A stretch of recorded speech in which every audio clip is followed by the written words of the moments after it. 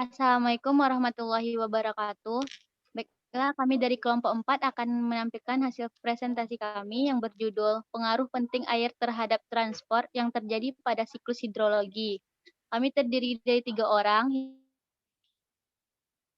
20513100, Rido Kesatria Vicky dengan NIM 20513102, Ibnu Fatwa dengan NIM 20513106.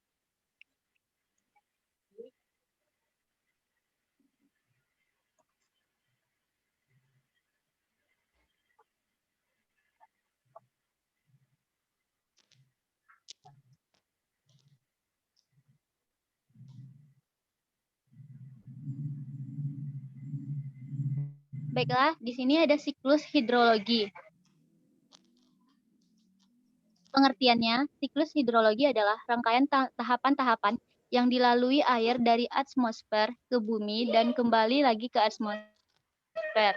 Siklus hidrologi inilah yang menyebabkan jumlah air di bumi relatif sama, di mana menurut para ahli total air yang di bumi mencapai 1,38 miliar kilometer, dan volume air ini jumlahnya sama tetapi senantiasa bergerak secara dinamis dalam siklus hidrologi tersebut.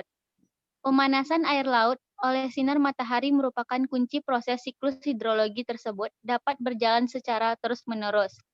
Air berevaporasi, kemudian jatuh sebagai presipitasi dalam bentuk hujan, salju, hujan es, dan salju, sleet, hujan gerimis, atau kabut.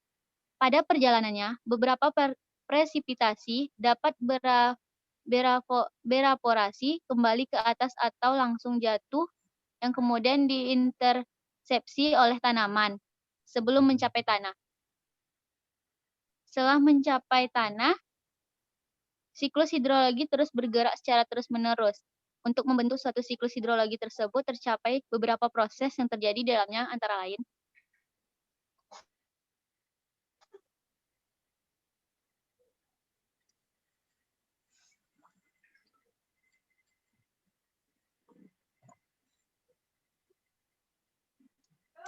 satu, evaporasi. Evaporasi adalah proses penguapan air dari tubuh-tubuh air, seperti laut, danau, dan sungai akibat pemanasan sinar matahari. Air yang menguap karena panas matahari tersebut akan naik dan nantinya menjadi awan. Pada dasarnya, semakin tinggi suhu matahari, terutama pada musim kemarau, maka semakin banyak juga air yang menjadi menguap. 2. Transpirasi. Transpirasi adalah proses penguapan air dari tanaman melalui stomata atau mulut daun dan pori-pori daun. 3. Sublimasi. Sublimasi adalah proses penguapan yang terjadi pada es tanpa melalui proses pencairan. 4. Intersepsi. Intersepsi hujan merupakan proses tertahannya air hujan pada tajuk tanaman. Air yang tertahan pada tajuk tersebut akan terevaporasi kembali ke atmosfer. Air hujan yang jatuh menembus tajuk tanaman disebut sebagai curahan tajuk. Dan air hujan yang mengalir melalui batang disebut sebagai aliran batang atau stem flow. Kedua komponen itu disebut sebagai hujan neto. Curahan tajuk dan aliran batang akan jatuh menyentuh tanah atau lantai hutan dan akan diresap oleh tanah menjadi bagian air tanah. Perbedaan penutupan vegetasi pada ekosistem hutan memberikan nilai intersepsi hujan yang berbeda sehingga memengaruhi besarnya air hujan yang jatuh menyentuh tanah menjadi bagian air tanah. Sehingga intersepsi merupakan proses yang penting dalam siklus hidrologi.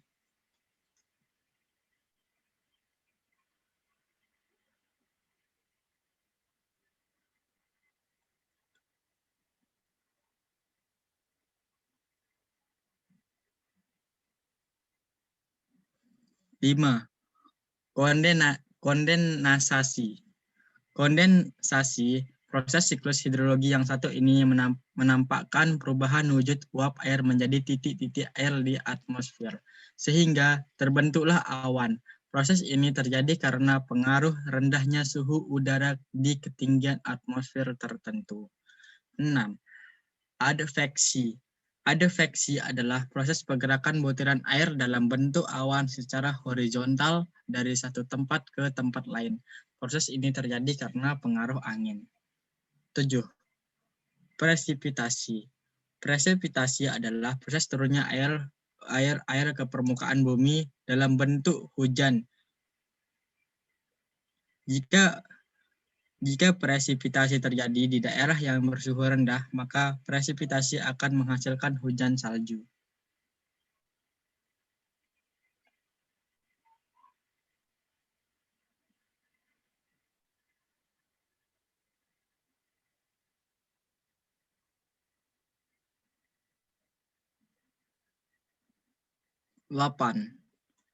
Runoff. Tahapan runoff ini terjadi ketika sudah di permukaan bumi. Ketika awan sudah mengalami proses presipitasi dan menjadi air yang jatuh ke bumi, maka air tersebut akan mengalami proses runoff.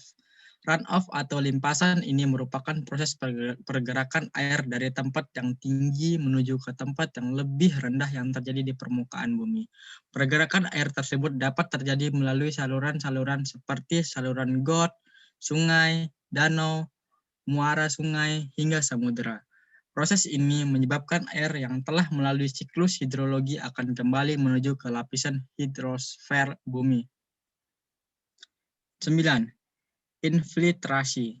Air yang sudah berada di bumi akibat proses presipitasi tidak semuanya mengalir di permukaan bumi dan mengalami runoff.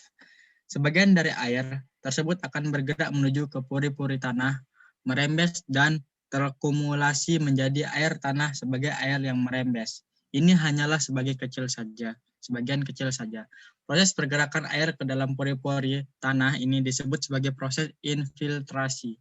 Proses infiltrasi akan secara lambat membawa air tanah untuk menuju kembali ke laut. Macam-macam siklus hidrologi. 1. Siklus pendek. Siklus air pendek diawali dengan penguapan air laut ke atmosfer. Kemudian, pada ketinggian tertentu, uap air akan mengalami proses kondensasi. Kondensasi adalah perubahan wujud benda menjadi padat atau mengembun. Pada proses kondensasi, uap air berubah menjadi awan. Awan yang tak mampu menahan beban air akan berubah menjadi titik-titik air atau presipitasi hujan yang jatuh ke laut dan mengulangi lagi siklusnya. Kedua, siklus sedang. Siklus sedang terjadi ketika air laut menguap. Uap air dibawa oleh angin menuju daratan. Di ketinggian tertentu, uap air mengalami proses kondensasi menjadi awan. Awan kemudian menjadi hujan yang jatuh di daratan. Hujan akan meresap ke dalam tanah. Sebagian akan diresap oleh akar tumbuhan.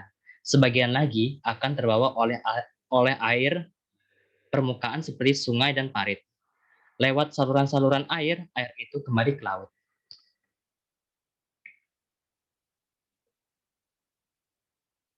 3. Siklus panjang. Siklus panjang diawali air laut yang menguap. Uap air mengalami kondensasi hingga menjadi awan. Awan dibawa oleh angin ke tempat yang lebih tinggi di daratan. Selanjutnya, awan tersebut bergabung dengan uap air lain yang berasal dari penguapan air di permukaan seperti dari danau, sungai, dan hasil transpirasi tumbuhan. Gabungan awan dan uap air tersebut akan jatuh sebagai hujan. Karena dipengaruhi ketinggian tempat, uap air mengenai lapisan udara dingin. Udara dingin tersebut mengubah uap air menjadi salju, sehingga terjadilah hujan salju atau es di bendungan tinggi. Proses inilah yang menjadi penyebab adanya bongkahan es atau salju di puncak pegunungan. Bongkah-bongkah es tersebut akan meluncur ke tempat lebih rendah akibat gaya gravitasi. Bongkahan es yang meluncur karena gaya gravitasi ini disebut gletser. Gletser kemudian mencari dan mengalir melalui perairan darat seperti kembali ke laut.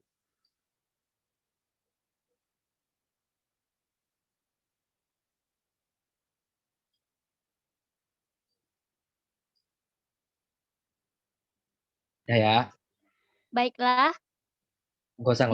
nggak usah ngomong. oh, Stop dulu. lalu